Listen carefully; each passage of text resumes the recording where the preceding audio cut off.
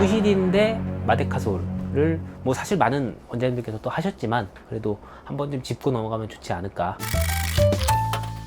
후시딘은 항생제 연고로서 추가적인 균의 감염을 막아주는 역할을 하고, 반드시 초반에 생긴 상처에 일주일 내로만, 한 며칠 동안만 사용을 하시는 게 좋고요. 왜 그러냐면 후시딘은 항생제 연고인데 항생제 사용은 내성이 생길 가능성이 커요. 그러면 더 강한 성분을 써야 돼요. 이게 악순환이 반복이기 때문에 항생제 연고는 항상 필요한 순간, 필요한 기간 동안 짧게 쓰는 게 중요하고요. 상처가 노출되어 있지 않는 상황에서 상처의 재생을 좀 더 빨리 도와주고 싶다라고 하면 이제 마데카솔로 넘어오게 되는 거죠. 마데카솔의 성분은 뭐 어려운 말들 막 있지만 피부의 재생을 도와주는 성분들로 되어 있습니다. 그래서 마데카솔도 사실은 처방을 통해서 받는 마데카솔과 우리 약국이나 편의점에서 편하게 접근할 수 있는 마데카솔은 다릅니다. 처방을 통해서 받게 되는 마데카솔의 경우는 네오마이신 같은 항생제와 약간의 스테로이드, 히드로코티손이라 부르는 스테로이드가 들어있어서 항생과 항염의 작용을 할 수 있지만, 우리가 흔히 말하는 마데카솔은 처방을 통해서 받는 마데카솔이 아닌 재생 성분으로 순수하게 잡혀있는 마데카솔을 뜻해요. 마데카솔 겔, 마데카솔 분말,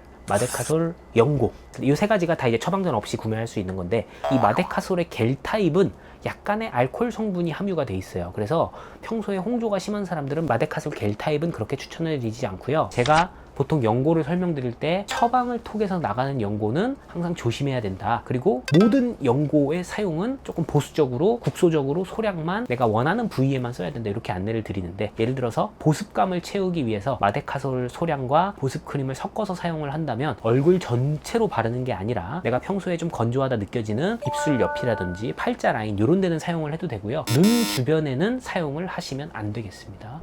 마데카솔과 후시딘이 유사하다라는 어떤 잘못된 내용 때문에 마데카솔을 구할 수 없다고 해서 후시딘으로 대체해서 사용을 하시는 분들이 혹시라도 계신다면 당장 멈추셔야 돼요. 왜냐하면 항생제의 무분별한 사용은 항생제 내성을 유발할 수 있고, 내가 실질적으로 이 항생제가 필요할 때 항생제가 듣지 않을 수가 있습니다. 그래서 마데카솔을 대체하기 위해서 후시딘을 사용하는 것은 잘못된 것이고, 마데카솔의 성분과 후시딘의 성분은 절대 같지 않기 때문에 마데카솔을 통해서 얻고자 하는 효과를 후시딘으로 얻을 수 없으니까 그런 사용은 중지를 하셔야겠죠.